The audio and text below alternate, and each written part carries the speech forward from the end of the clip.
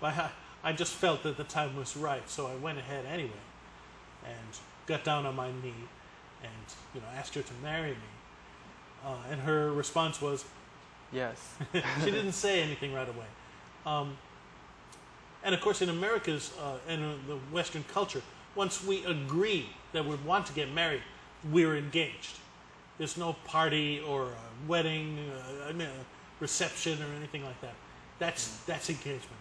So we were engaged then. And a few days later, the ring arrived, and we So did you that part. so you needed the parents' agreement. No, not legally. No, of course not. Adults can make their own decisions. However, I'm an old-fashioned guy. I did call her parents a long distance, and because my Chinese wasn't good. But traditionally in America, when you ask permission to marry the woman, you have to ask their parents for her hand in marriage. That's what we say. May I have your hand in marriage? So I said that in Chinese, and of course I used the literal translation, and it didn't mean anything to them. So they said, "Why do you want my daughter's hands?" It's kind of strange. So then I finally said, I want her to be my Tai, Mrs. O'Brien. And I don't think they quite got that either, but you got to give me points for trying at least. I tried to do it the right way. Your father-in-law is surprised when her Daughter. daughter wants to marry you. I suppose so, but they were very open-minded in this way, at least. They seemed quite willing to let her decide by herself. So I felt pretty happy about that, never having met them in person yet. The first time I actually met them in person was later that year, and went to Taiwan for her sister's wedding, actually. So it was nice. So, how long did you live in Taiwan? This is my 13th year. 13th. 13th, yeah. So been here quite a while. Do you adapt to the new environment? Well, yeah, more or less. I'm pretty much used to it.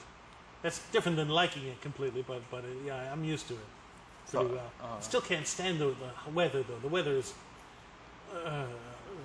wretched. Have you traveled all Taiwan yet? I think most of Taiwan. There may be some part of the northeast area that I missed a little bit, but I covered the big, hot spots, I suppose. I didn't do any of those little islands, though, the Pescadores. Yeah. Which spots do you prefer in Taiwan? I kind of like Kaohsiung. I went there for my PhD, and I liked living in Kaohsiung. It was pretty cool. It's a nice city. I feel it's a little more personalized than Taipei is, in my feeling. I got pretty familiar with it, and so it was a pretty nice place to live. As far as the sights of Taiwan, Taroko Gorge is the most impressive for me. Yeah, yes. It's just, awesome. So why do you choose Taiwan to be your second home? I didn't quite. It wasn't quite like that. I didn't say, "Oh, I want to live in Taiwan, so let's go." It's because my wife's from Taiwan, so we felt it would be hard for both of us to find a good career kind of job in America. So the other choice was Taiwan, so we went to Taiwan. So for your wife? Yeah. Okay. Do you have any teaching experience in Taiwan or in your country?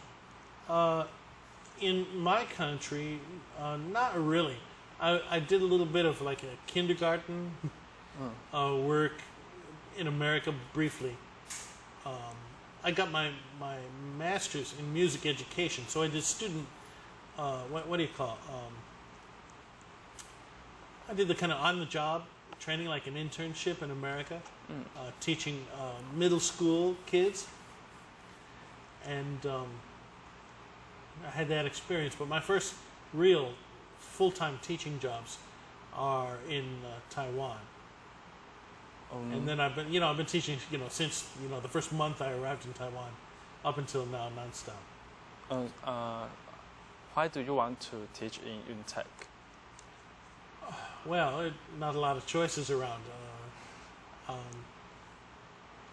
I had tried other things, but it seemed like UNTEC, although for me, as an outsider, UNTEC is not at all a famous school to Americans. Yes. Americans have never heard of it, ever, or any other school. But I had heard that it's a famous school in Taiwan, and well respected, and it was available. I got a job part-time teaching here, teaching business English. The reason was because my friend had this part-time job teaching that one class, and then she was scooped up by another school for a full-time position. So she recommended me to replace her. And then the Juren at that time, David Hong, said, well, if you like teaching here, then next semester you should apply for the full-time position. And so that's what happened. I just got in. It was an easy transition for me. Yeah, so you're lucky. I enjoyed it. Yeah. Oh, I was really lucky. Yeah. This is before the major economical breakdowns began, so I was really happy to get in early. Are there significant differences between Taiwanese students and students in your country? You mean college students? Yes. Okay. Yeah, I think so. There are always students anywhere who are unmotivated, but it seems that in America, I feel, based on the whole idea of America is about independence, being able to do things by yourself, and so everything is based on that. I feel it's the fundamental principle of the United States, and that goes to education too. Students, if they don't personally understand, they will go and they'll ask and say, "Give me this information. I want it. I want to understand. I want to know." In Taiwan, I think the lecture is the paradigm for most classes. The students sit passively, listening to the teacher, and maybe taking some notes if they're really good.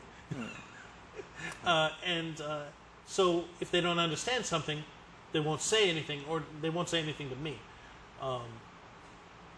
And so I feel that basically the American student is more 自动, more self-motivated, and will get more actively involved in classroom discussions, asking questions, consulting the teacher.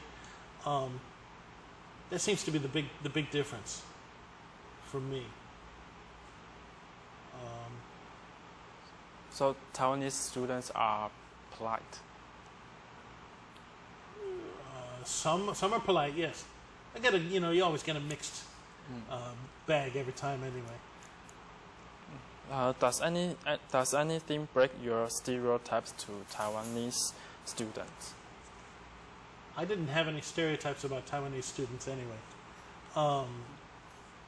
So I didn't know really what to expect. Let me put it another way. The idea that people have about students in Asia generally, not Taiwan specifically, of course, is that the teacher comes in and, he's probably dressed